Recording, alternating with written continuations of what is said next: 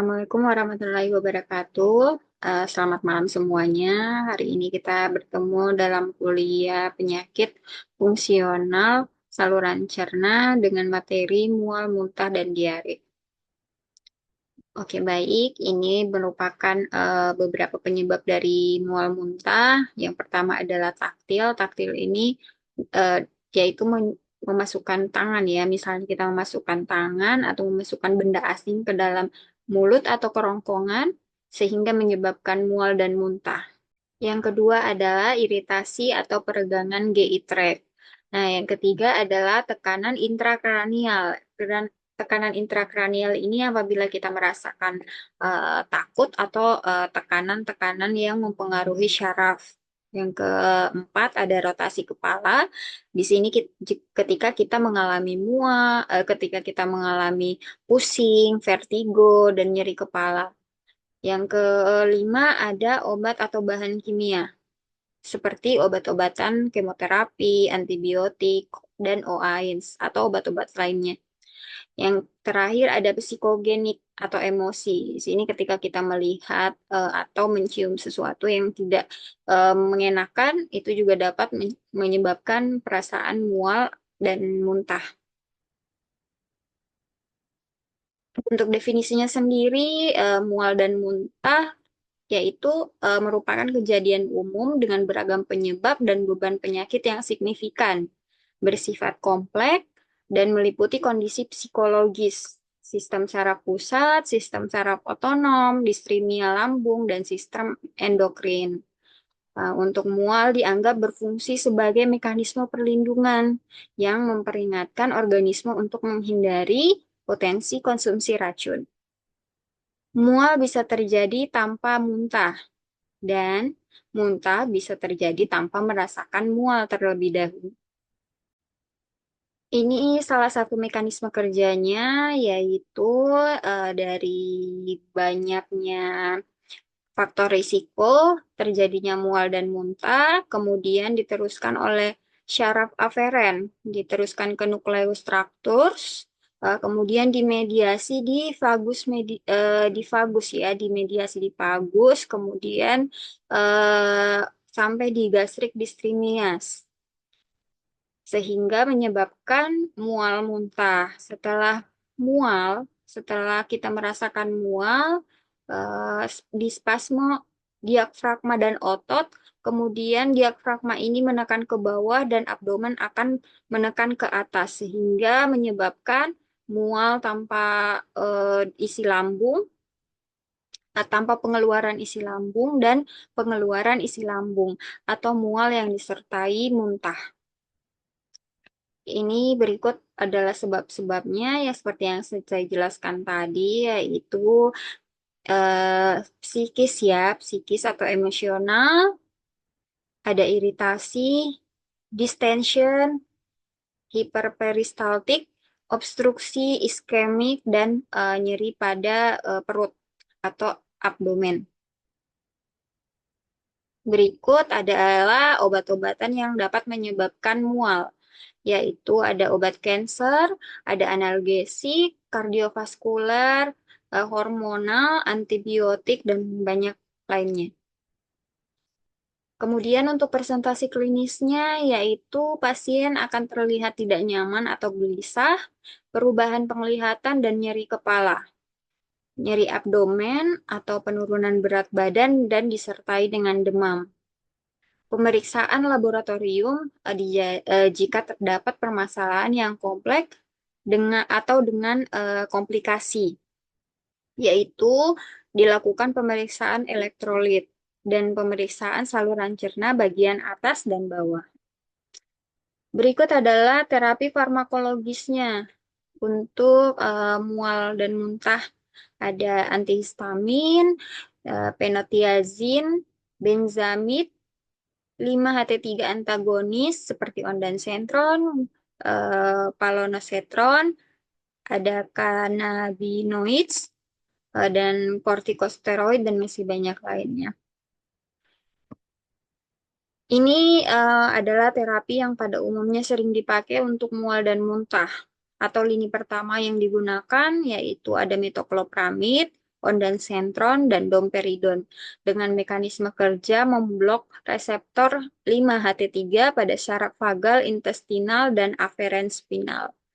Nah, untuk mabuk perjalanan biasanya diberikan antihistamin atau diphenhidramin yang biasanya diberikan pada pasien ya, pasien mabuk perjalanan dan vertigo. Bisa juga diberikan pada pasien vertigo, ya, di mana mekanisme kerjanya menekan stimulasi labirin dan vestibular di batang otak.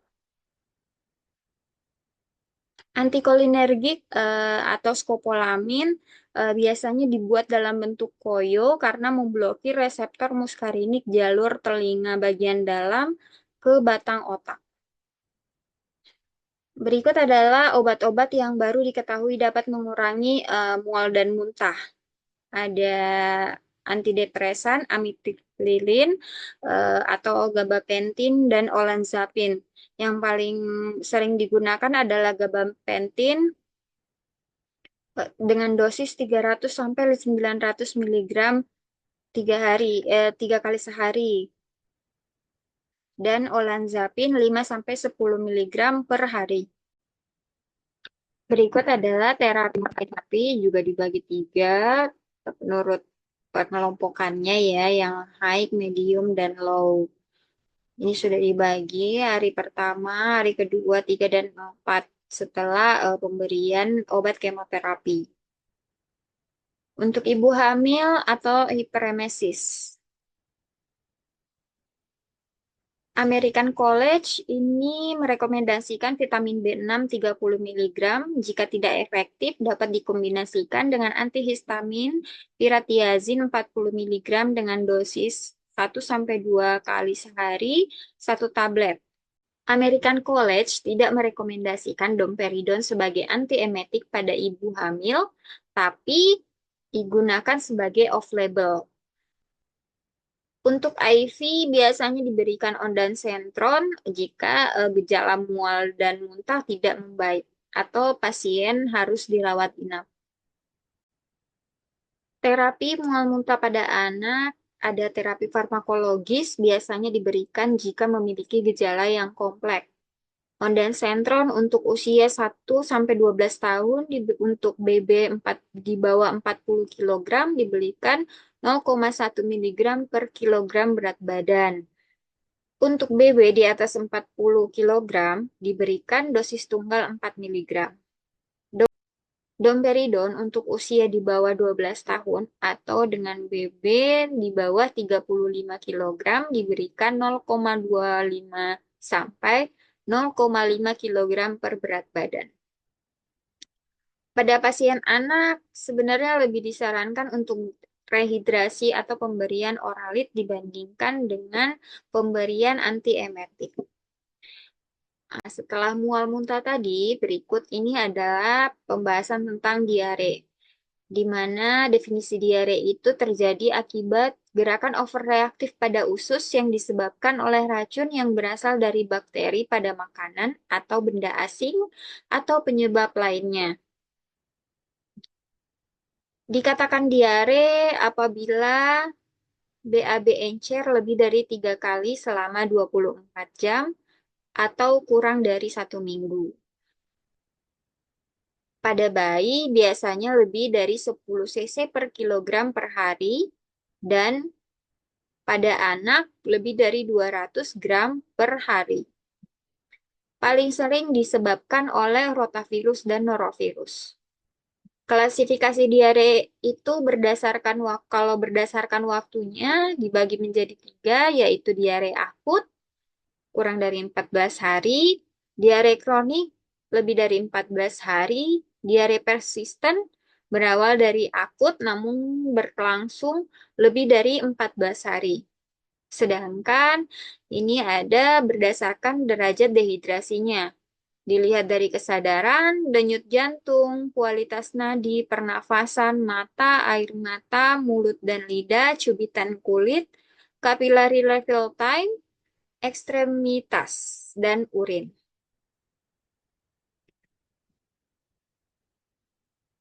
Selanjutnya, untuk hasil laboratoriumnya, Ini ada pemeriksaan feses rutin. Melihat dari warna, bau, konsistensi, lendir, darah, nanah, parasit, ada mikroskopis fesesnya yang mengandung amuba, amuba kista, bakteri, darah samar, telur cacing, dan eritrosit.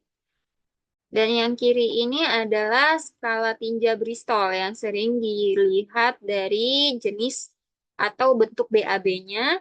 Ada tipe 1 sampai 7. Untuk tipe 6 dan 7 bisa dikatakan pasien telah mengalami diare. Berikut adalah tata laksana diare pada anak. Yang pertama, zinc diberikan selama 10 sampai 14 hari berturut-turut. Di mana mekanisme kerja zinc ini hampir sama dengan mekanisme kerja loperamid. Zinc memblok Ca masuk ke dalam sel yang menyebabkan perut melilit. Sehingga zinc ini selain berfungsi sebagai vitamin, zinc juga berfungsi untuk mengurangi perut melilit. Zinc wajib diberikan 10 hari untuk mencegah terjadinya diare 2 sampai 3 bulan berikutnya. Untuk dosis, anak di bawah 6 bulan diberikan 10 mg per hari, anak di atas 6 bulan diberikan 20 mg per hari. Yang kedua ada antibiotik. Antibiotik ini diberikan bila diare disertai darah atau kolera. Antibiotik yang umum digunakan adalah ciprofloxacin 15 mg per kilogram berat badan per 12 jam selama 3 hari. Yang kedua ada cefixim 4 mg per kilogram berat badan per 12 jam selama 2 sampai 5 hari. Dan bila ditemukan amuba, diberikan metronidazol 7,5 mg per kilogram berat badan per 8 jam. Dan yang ketiga dapat ditambahkan dengan probiotik. Pengobatan antibiotik sebenarnya tidak terlalu diperlukan jika tidak disertai dengan komplikasi dan yang saya sebutkan tadi disertai darah dan kolera.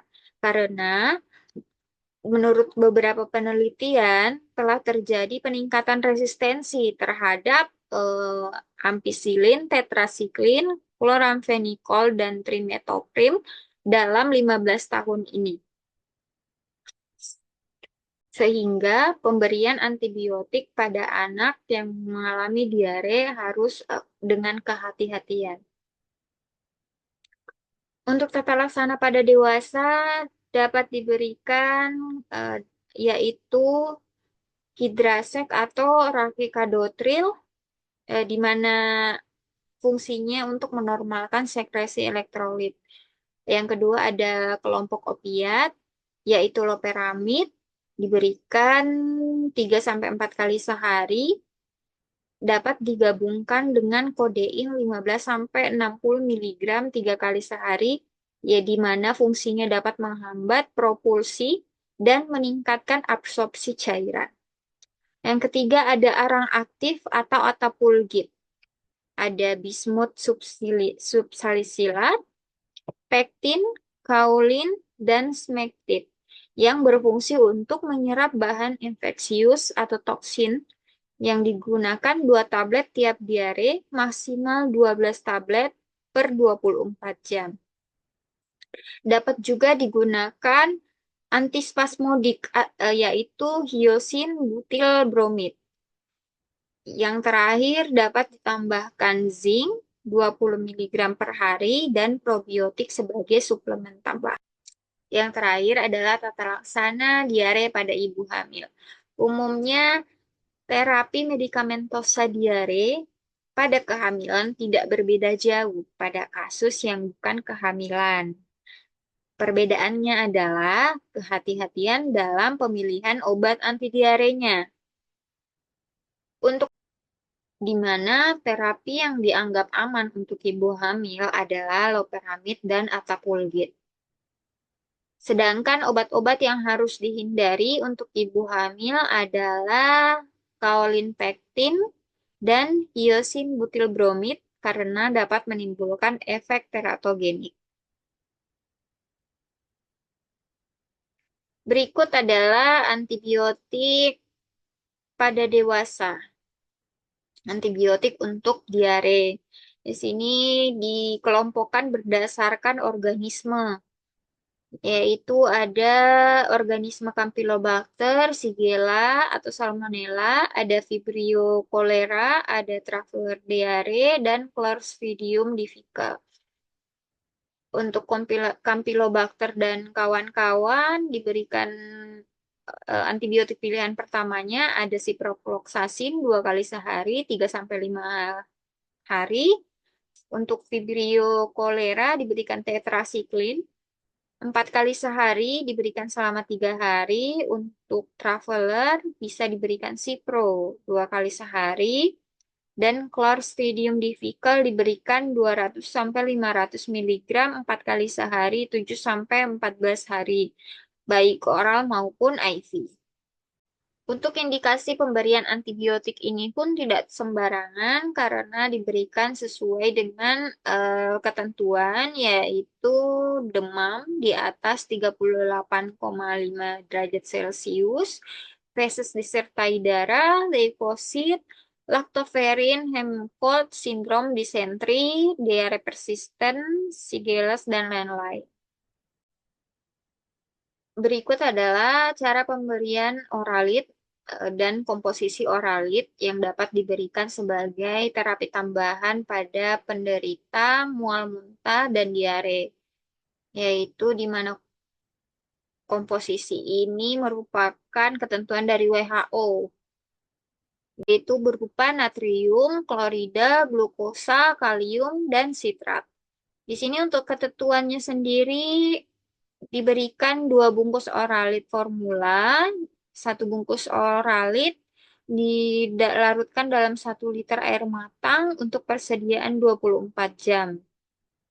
Oralit pada anak setiap kali buang air besar dengan ketentuan sebagai berikut. Untuk anak berumur di bawah 2 tahun diberikan 50-100 ml tiap kali BAB. Untuk anak di atas 2 tahun diberikan 100-200 ml tiap BAB.